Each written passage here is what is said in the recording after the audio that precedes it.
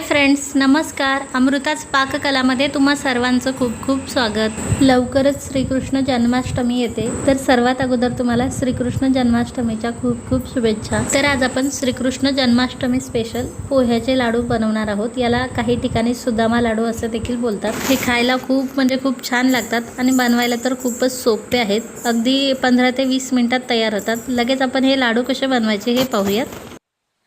तर लाडू बनवण्यासाठी मी 1 कप पोहे घेतलेले आहे, 1 कप नारळाचा किस घेतलेला आहे, थोडीशी इलायची पावडर घेतलेली आहे, पाऊण कप फुटाणे घेतलेले आहेत. तुमच्याकडे ती फुटाण्याची डाळ असेल तर ते घ्या. पाऊण कप शेंगदाणे घेतलेले आहेत, शेंगदाण्याचे साल काढून घेतलेले आहेत. तसेच 1/4 कप बदाम घेतलेले आहे, 1/4 कप मनुके घेतलेले आहेत आणि थोड्याशा टरबूजाच्या ज्या बिया असतात ना त्या घेतलेल्या आहेत. नसेल तुमच्याकडे तर नाही घातलं तरी चालेल. 1.5 कप गूळ घेतलेला आहे आणि आता 1/4 कप तूप लागणार आहे आपल्याला. यातील साहित्याचं प्रमाण तुम्ही कमी जास्त करू शकता.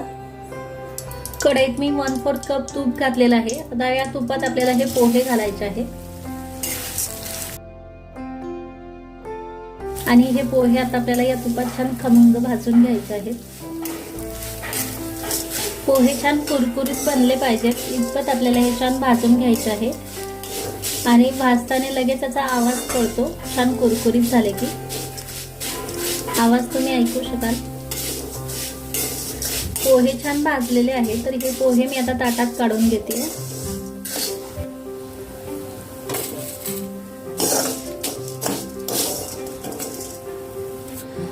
पोहे मी काढून घेतलेले आहेत. आता आपल्याला बदाम भाजून घ्यायचे आहेत. या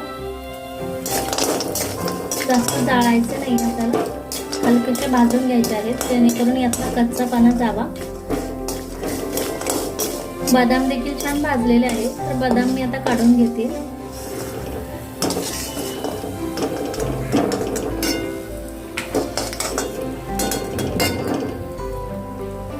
लगेच यात मनुके भाजून घेते.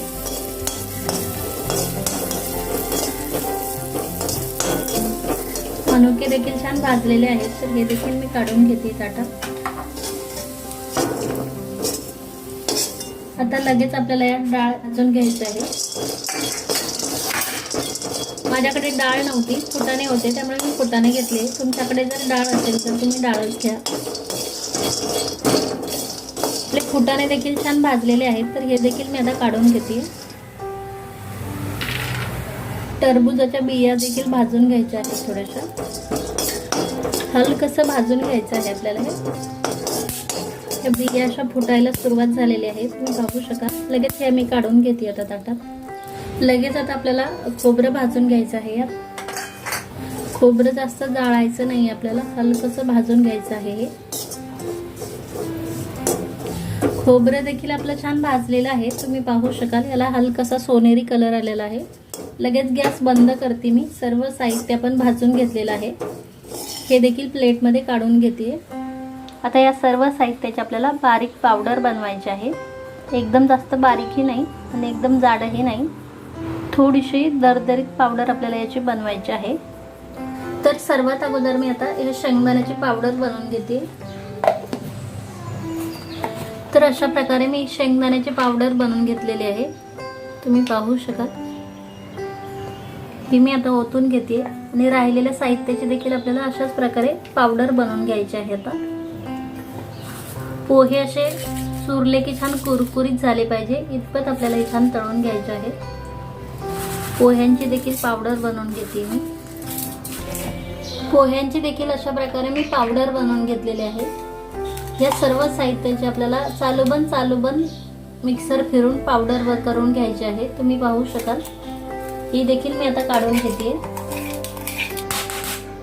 सर्व साहित्याची मी पावडर करून घेतलेली आहे. तसेच बदाम आणि मनुक्याची देखील पावडर करून घेतलेली आहे. बदाम अगोदर थोडेसे बारीक करून घ्यायचे, त्यानंतर यात मनुके घालायचे. म्हणजे काय होतं, मनुके जास्त बारीक होत नाहीत.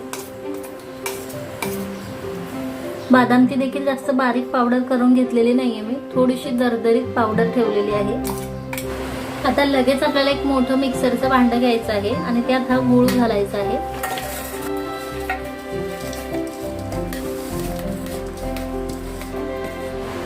इलायची पावडर घालायची आहे. तुमच्याकडे जर सुंठ पावडर असेल तर तुम्ही सुंठ पावडर देखील यात थोडीशी घालू शकता. आणि ह्यात आपल्याला चालू बंद करून थोडंसं फिरवून घ्यायचं आहे. जास्त बारीक नाही करायचं आहे, थोडंसंच फिरवून घ्यायचं आहे. अशा प्रकारे हा थोडासा बारीक करून घ्यायचा आहे. आणि आता त्यानंतर आपण ज्या ह्या सर्व पावडर बनवलेल्या आहेत त्या सर्व पावडर यात घालायच्या आहेत. तुमचं मिक्सरचं भांडं छोटं असेल तर तुम्ही हे 2 टप्प्यात देखील करू शकता. 2 टप्प्यात थोडा गूळ घालून हे बारीक करून घ्यायचं. हे थोडंसं मिक्स करून घेतलं मी, म्हणजे काय होईल, गूळ खाली राहणार नाही, सर्व साहित्यात व्यवस्थित मिक्स होईल. राहिलेले पावडर देखील यात ॲड करते. आता सर्व पावडर मी यात ओतून घेतलेले आहेत. आणि आता आपल्याला याचं झाकण लावून हे चालू बंद करून छान एकजीव करून घ्यायचं आहे. अधूनमधून याला चमच्याने हलवून घ्यायचं आहे. त्यानंतर पुन्हा मिक्सर चालू बंद करून फिरवून घ्यायचं आहे. अशा प्रकारे मी हे बारीक करून घेतलेलं आहे, तुम्ही पाहू शकाल. याला थोडासा ओलसरपणा आलेला आहे आणि हे छान एकजीव देखील झालेला आहे.